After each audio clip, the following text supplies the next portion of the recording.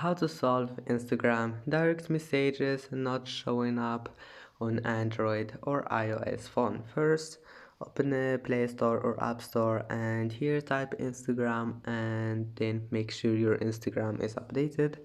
You will find here updates and then click on it. After that, just go back and go to settings, scroll all the way down until you find apps and then click apps again, and once you're here type Instagram, and this one is just for Android phones, not for iOS.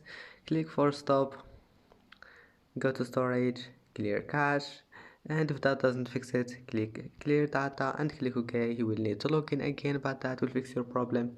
And if you have an iOS, just uninstall your Instagram and install it again, and then restart your phone. And that's it. Don't forget like and see you in the next video.